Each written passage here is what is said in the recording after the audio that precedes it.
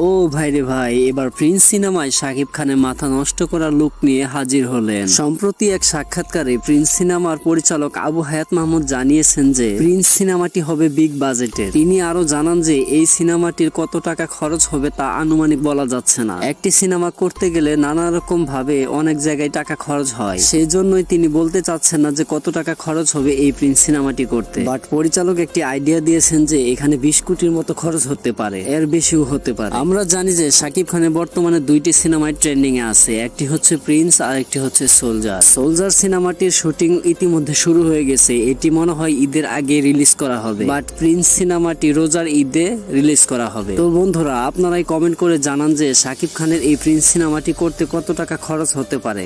অবশ্যই এই ভিডিওর কমেন্ট বক্সে জানাবেন। আর এই ছিল সর্বশেষ আপডেট। পরিশেষে একটি কথা বলতে চাই ভাই, দেখেন কষ্ট করে আপনাদের জন্য ভিডিও বানাই শুধুমাত্র আপনাদেরকে বিনোদনের খবর জানানোর জন্য। কষ্ট তখনই হয় যখন চ্যানেলটা সাবস্ক্রাইব না করে আপনারা চলে যান। তো ভাই কষ্ট করে চ্যানেলটি সাবস্ক্রাইব করে পাশে থাকা বেল আইকনটি বাজিয়ে দিবেন, তাহলে আমি উৎসাহ পাবো নিত্য নতুন ভিডিও সবার আগে আপনাদের মাঝে পৌঁছানোর জন্য।